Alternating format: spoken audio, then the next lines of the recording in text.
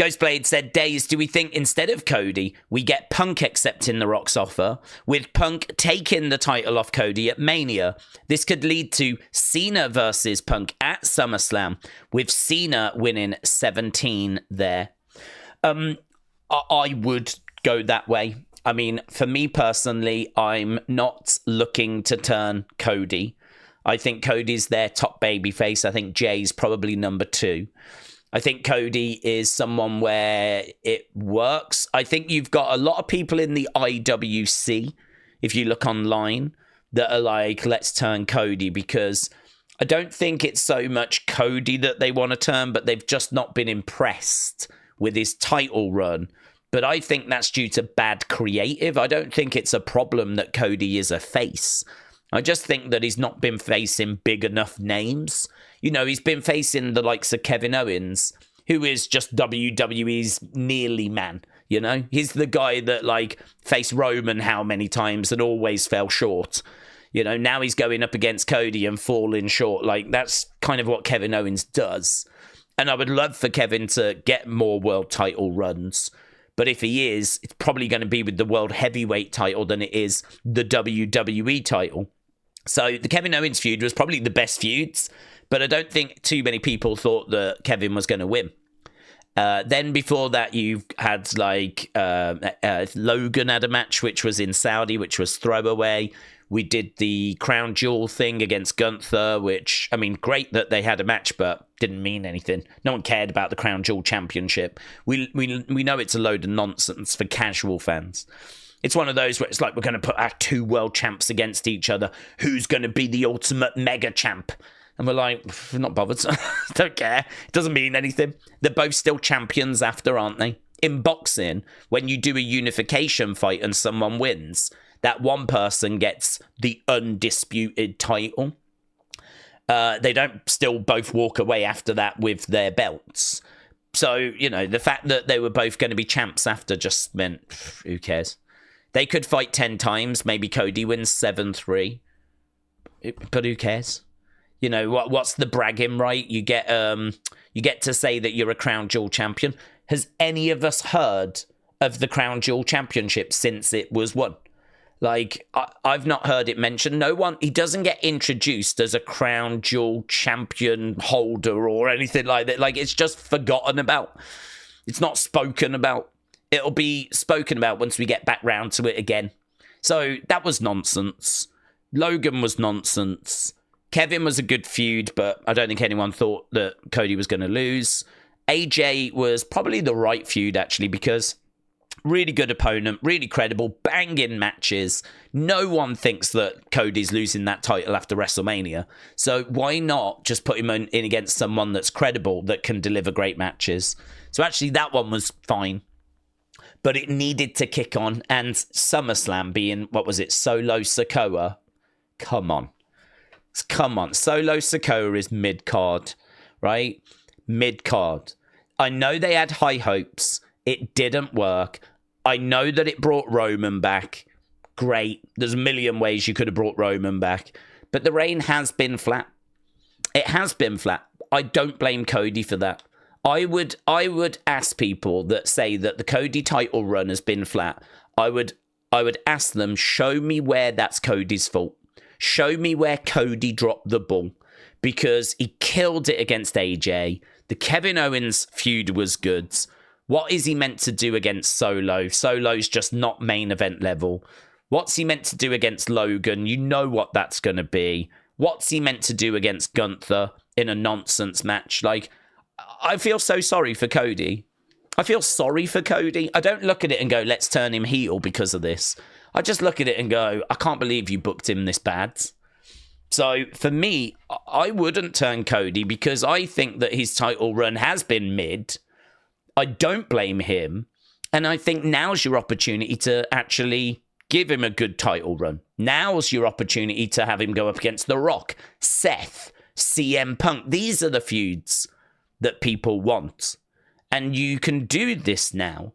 So why don't we do that now? Let's do that now. Let's put him in the feuds that people want to see, rather than whatever the guff was that we was doing in 2024. So I wouldn't turn Cody. I would try and improve his title reign now.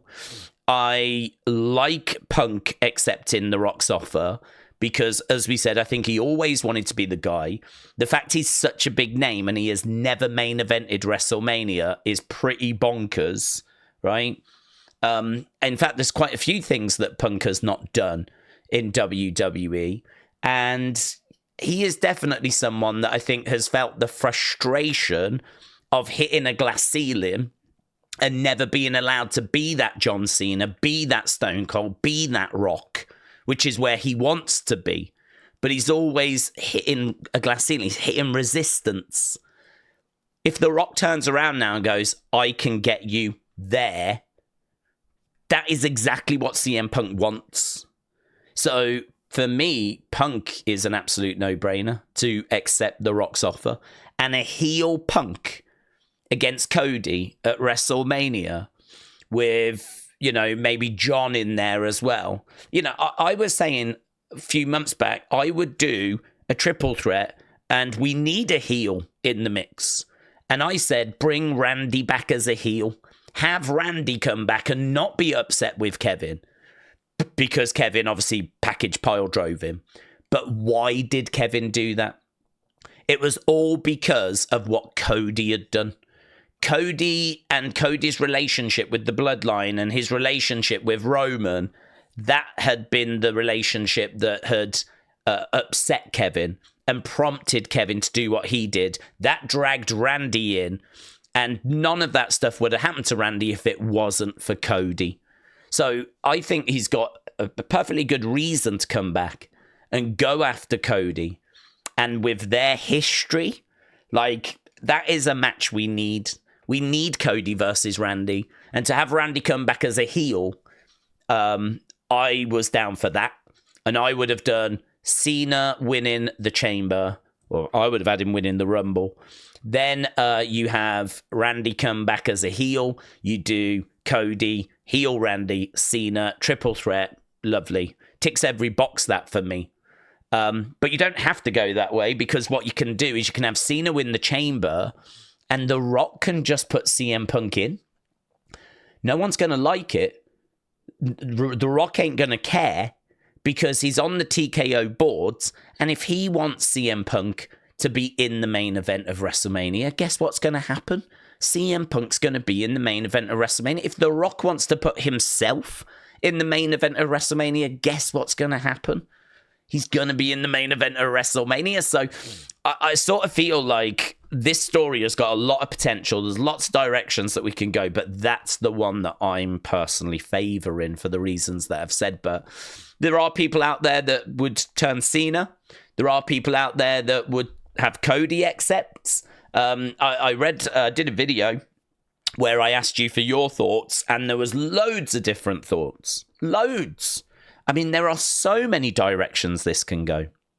There's some people saying turn Cody and build a faction around him, which is pretty intriguing. I personally wouldn't turn Cody, but I'm not dead against it. It's not definitely no. If it happened, then fine. I would follow the story. Plenty of things happen in wrestling that I wouldn't do. But yeah, there's a lot to kind of pick apart and have fun with there, and lots of different directions to go. But yeah, I agree with you, Ghostblade. The one that I would personally favour, keep Cody face, turn Punk, align him with The Rock, build a faction with Punk if you want. I mean, we know that Punk's got a great relationship with NXT, so I'm sure he'd go down and pick up some of that great NXT talent that he's been advising.